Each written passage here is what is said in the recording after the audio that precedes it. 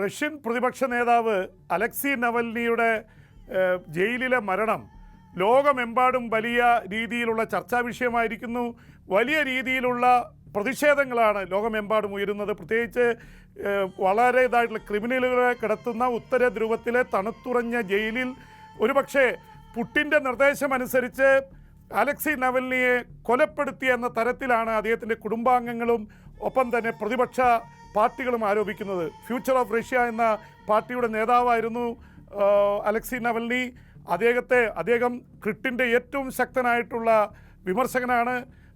ആ പുട്ടിനെതിരെയുള്ള പോരാട്ടത്തിൽ ദശലക്ഷക്കണക്കിന് റഷ്യക്കാരെ ഒരുമിച്ച് നിർത്തിയ നേതാവാണ് 47-കാരനായിട്ടുള്ള അലക്സി നവൽനി. അദ്ദേഹം ജയിലിൽ മരിച്ചിട്ട് ഇപ്പോൾ ദിവസങ്ങൾ കഴിഞ്ഞിരിക്കുന്നു. അദ്ദേഹത്തിൻ്റെ മൃതദേഹം എവിടെയാണെന്ന് പോലും അറിയില്ല.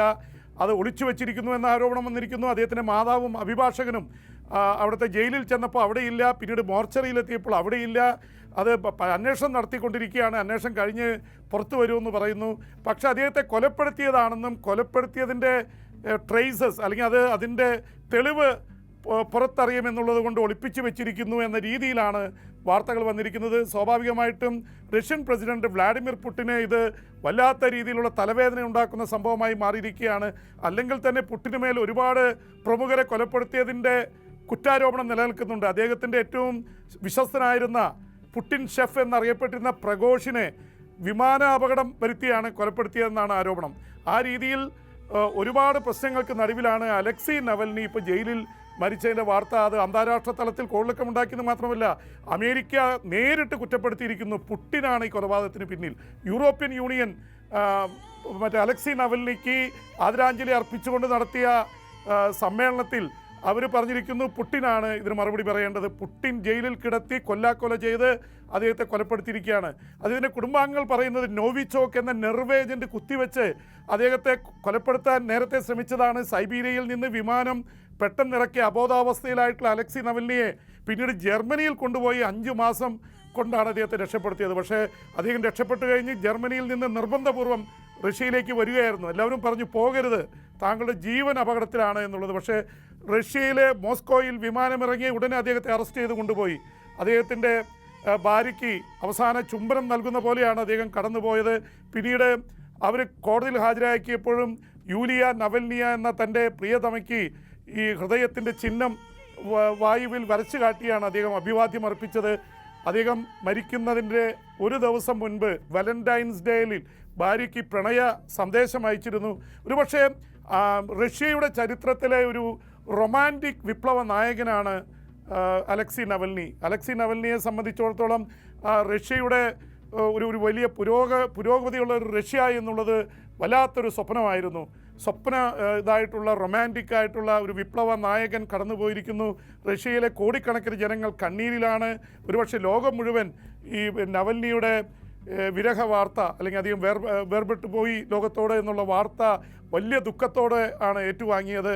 അതിനിടയിൽ ഒരു പ്രവചനപരമായ ഒരു ഡോക്യുമെൻ്ററി അദ്ദേഹത്തെക്കുറിച്ച് നേരത്തെ എടുത്തിരുന്നു. അദ്ദേഹം ജീവിച്ചിരുന്നപ്പോൾ 2 വർഷം മുമ്പെടുത്ത ഡോക്യുമെൻ്ററി അന്ന് വലിയ ഹിറ്റായിരുന്നു. ഇപ്പോൾ അത് വൈറലാവുകയാണ്. നവൽനി എന്നാണ് ഡോക്യുമെൻ്ററിയുടെ പേര്.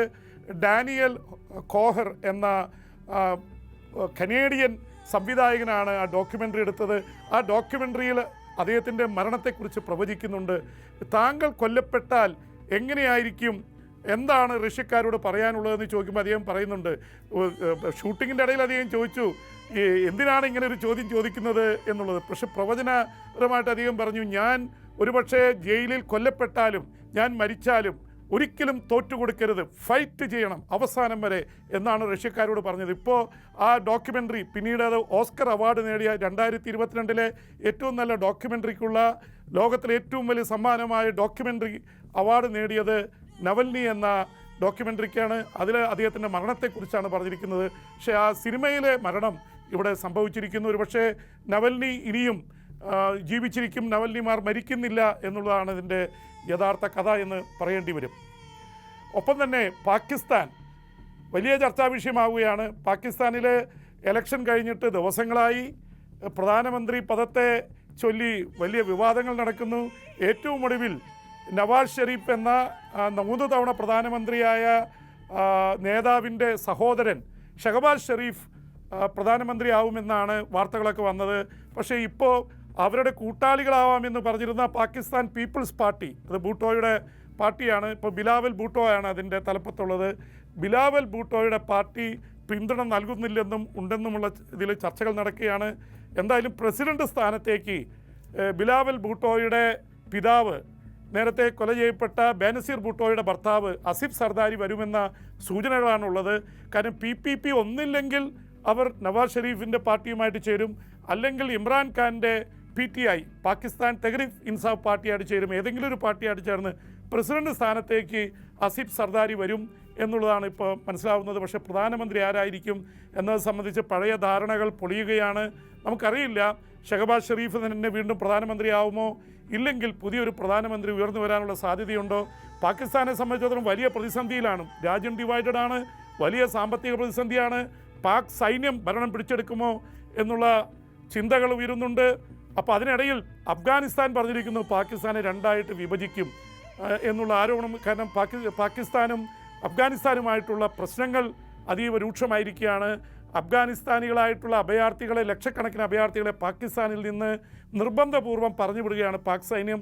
അതിനെതിരെ അഫ്ഗാനിസ്ഥാൻ്റെ ഡെപ്യൂട്ടി ഫോറിൻ മിനിസ്റ്റർ, വിദേശകാര്യമന്ത്രി തന്നെ പറഞ്ഞിരിക്കുന്നു, ഞങ്ങൾ പാകിസ്ഥാനെ രണ്ടായി വിഭജിക്കും. 1971 ഇന്ത്യ ഇടപെട്ട് ബംഗ്ലാദേശും പാകിസ്ഥാനും ഉണ്ടാക്കിയതുപോലെ വീണ്ടും ഇതാ പാകിസ്ഥാനെ വിഭജിക്കുമെന്നുള്ള ഭീഷണി വരെ മുഴക്കിയിരിക്കുന്നു. പാകിസ്ഥാനിൽ നടക്കുന്ന ഈ സംഭവവാസങ്ങൾ ഇന്ത്യ ഗൗരവത്തോടെയാണ് വീക്ഷിക്കുന്നത്.